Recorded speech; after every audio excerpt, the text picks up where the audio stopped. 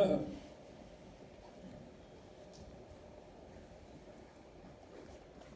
just going to read the first 13 pages of this wonderful book.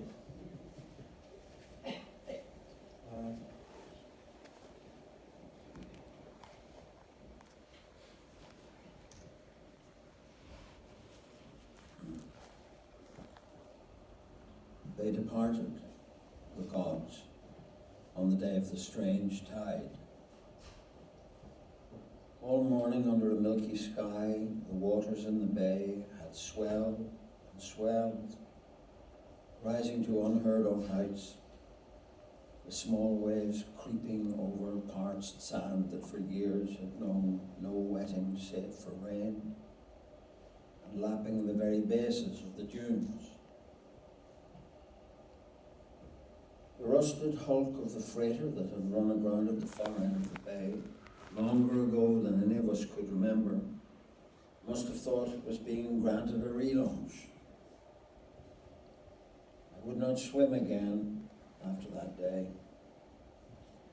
The seabirds mewed and swooped, unnerved, it seemed, by the spectacle of that vast bowl of water bulging like a blister, lead blue, and malignantly agleam.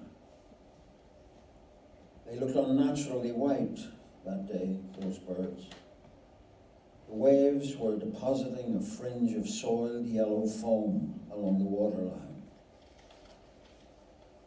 No sail marred the high horizon. I would not swim, no, not ever again. Someone has just walked over my grave.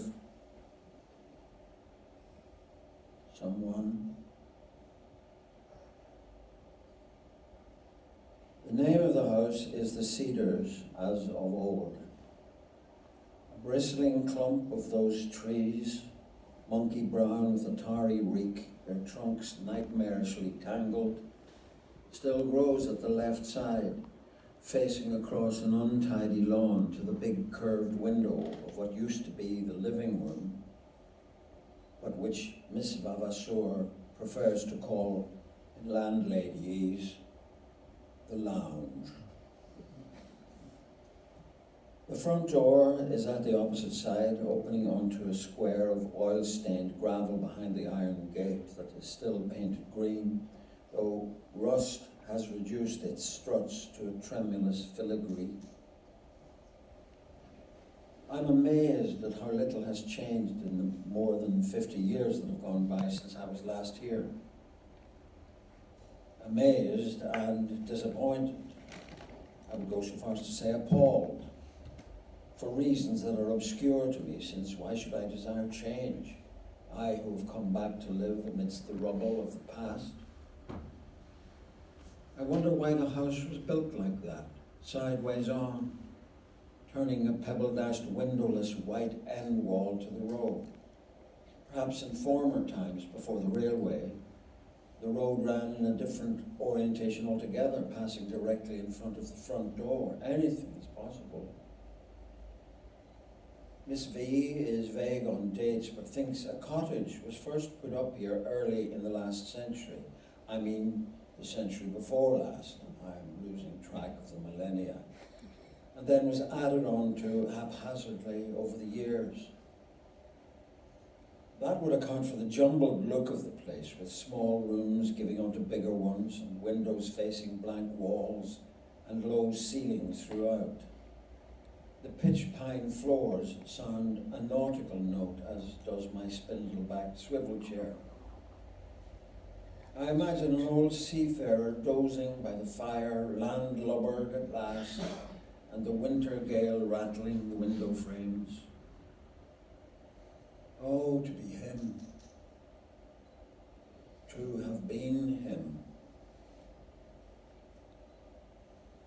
When I was here all these years ago, the time of the gods, the Cedars was a summer house for rent by the fortnight or the month. During all of June each year, a rich doctor and his large raucous family infested it. We did not like the doctor's loud-voiced children. They laughed at us. and threw stones from behind the unbreachable barrier of the gate. And after them, a mysterious middle-aged couple came who spoke to no one and grimly walked their sausage dog in silence at the same time every morning down the station road to the Strand.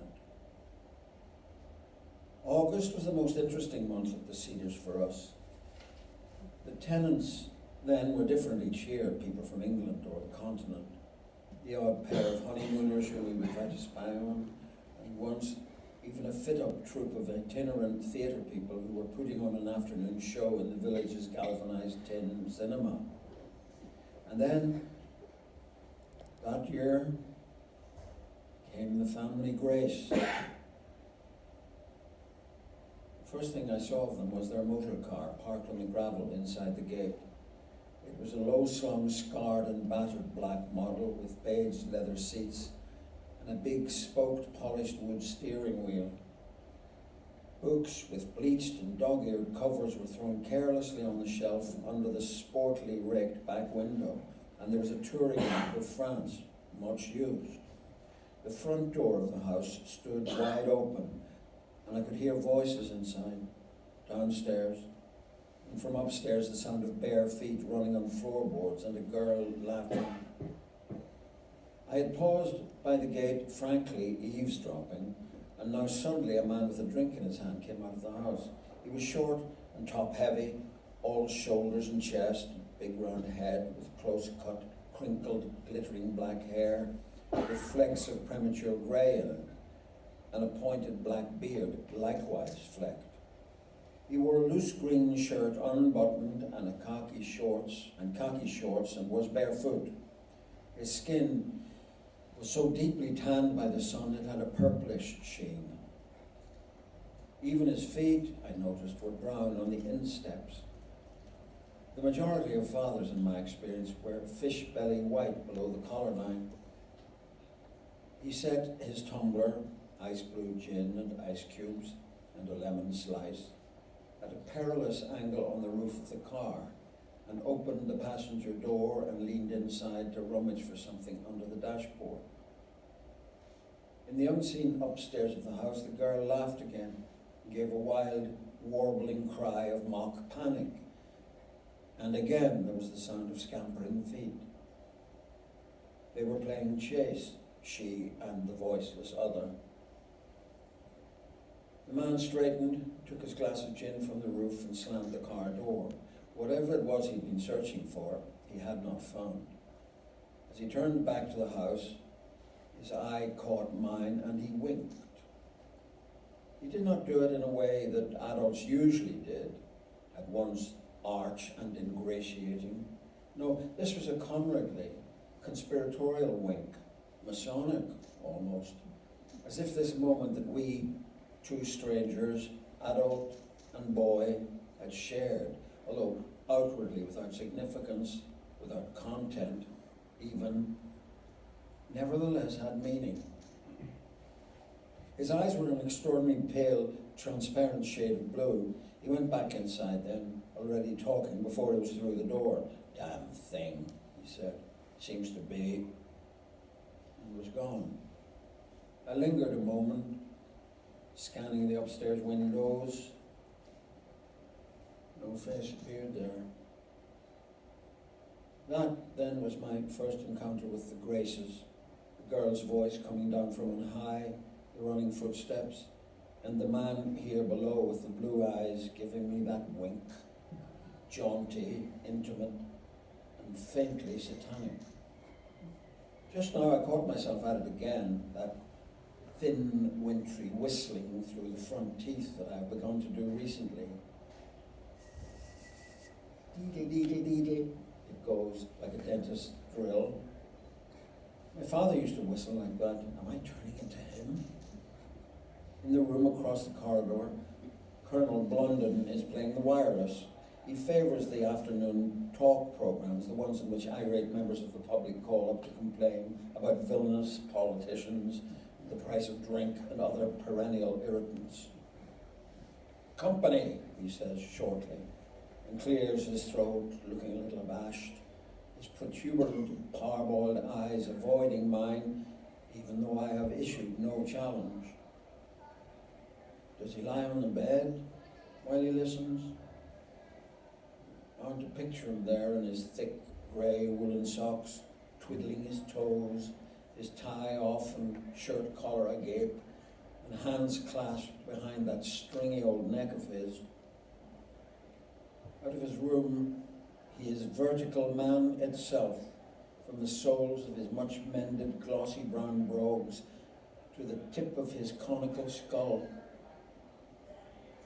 He has his hair cut every Saturday morning by the village barber, short back and sides, no quarter given, only a hawkish, stiff grey crest left on top.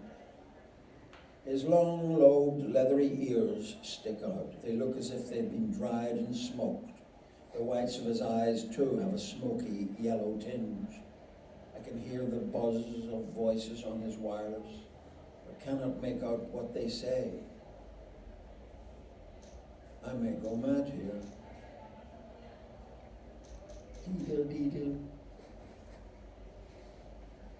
Later that day, the day the Graces came, or the following one, or the one following that, I saw the black car again, recognized it at once as it went bounding over the little humpbacked bridge that spanned the railway line. It's still there, that bridge, just beyond the station. Yes, things endure while the living lapse. The car was heading out of the village in the direction of the town. I shall call it Ballymore, a dozen miles away. The town is Ballymore, this village is Ballyless, ridiculously, perhaps, I didn't care. The man with the beard who had winked at me was at the wheel, saying something and laughing, his head thrown back. Beside him a woman sat with an elbow out of the rolled-down window, her head back too, pale hair shaking in the gusts from the window. But she was not laughing, only smiling. That smile she reserved for him, sceptical, tolerant, languidly amused.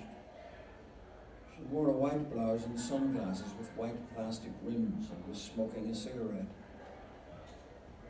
Where am I? Lurking in what place of vantage? I do not see myself. We're gone in a moment. The cars sashaying back end, scooting around a bend in the road with a spurt of exhaust smoke. Tall grasses in the ditch, blonde like the woman's hair, shivered briefly and returned to their former dreaming stillness. I walked down Station Road in the sunlit emptiness of afternoon. The beach at the foot of the hill was a fawn shimmer under indigo. At the seaside, all is narrow horizontals, the world reduced to a few long straight lines, pressed between earth and sky. I approached the cedars circumspectly. How is it that in childhood, everything new that caught my interest had an aura of the uncanny?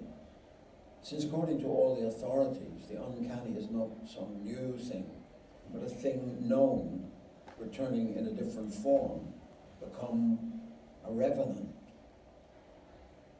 So many unanswerables, this the least of them. As I approached, I heard a regular rusty screeching sound. A boy of my age was draped on the green gate, his arms hanging limply down from the top bar, propelling himself with one foot slowly back and forth in a quarter circle over the gravel. He had the same straw pale hair as the woman in the car, and the man's unmistakable azure eyes. As I walked slowly past, and indeed I may even have paused, or faltered rather, he stuck the toe of his plimsoll into the gravel to stop the swinging gate, and looked at me with an expression of hostile inquiry. It was the way we all looked at each other, we children, on first encounter. Behind him, I could see all the way down the narrow garden at the back of the house to the diagonal row of trees skirting the railway line. They're gone now, those trees, cut down to make way for a row of pastel-coloured bungalows, like dolls' houses. And beyond, even inland to where the fields rose and there were cows and tiny bright bursts of yellow that were gorse bushes, and a solitary distant spire, and then the sky, scrolled white clouds. Suddenly, startlingly, the boy pulled a grotesque face at me, crossing his eyes and letting his tongue loll on his lower lip. I walked on, conscious of his mocking eyes following me. Limso. Now that is a word one does not hear anymore, or rarely, very rarely. Originally, sailors' footwear from someone's name, if I recall, and something to do with ships. The colonel is off to the lavatory again. Prostate trouble, I bet. Going past my door, he softens his tread, creaking on tiptoe out of respect for the bereaved. A stickler for the observances, our gallant colonel. I am walking down Station Road. So much of life was stillness then, when we were young, and so it seems now. Abiding stillness, a vigilance. We were waiting in our as yet unfashioned world, scanning the future as the boy and I had scanned each other, like soldiers in the field, watching for what was to come. At the bottom of the hill I stopped and stood and looked three ways, along Strand Road and back up Station Road, and the other way towards the Tin Cinema and the public tennis courts. No one. The road beyond the tennis courts was called the Cliff Walk, although whatever cliffs there may once have been, the sea had long ago eroded. It was said there was a church submerged in the sandy seabed down there, intact with bell tower and bell, that once had stood on a headland that was gone too, brought toppling into the roiling waves one immemorial night of tempest and awful flood. Those were the stories the locals told, such as Dignam the Terry man and Deaf Colfer, who earned his living selling salvaged golf balls to make us transients think their tame little seaside village had been of old a place of terrors. A sign over the Strand Cafe advertising cigarettes, navy cut with a picture of a bearded sailor inside a lifebuoy. Or a ring of rope, was it? Creaked in the sea breeze on its sunk, rusted hinges. An echo of the gate at the Cedars, on which, for all I knew, the boy was swinging yet. They creak, this present gate, that past sign, to this day, to this night, in my dreams. I set off along Strand Road. Houses, shops, 2 hotels, the golf, the beach, a granite church, Miller's grocery, come post office, come pub, and then the field of wooden chalets, one of which was our holiday home, my father's, my mother's, and mine. If the people in the car were his parents, had they left the boy on his own in the house? And where was the girl? The girl who had laughed? The past beats inside me like a second heart.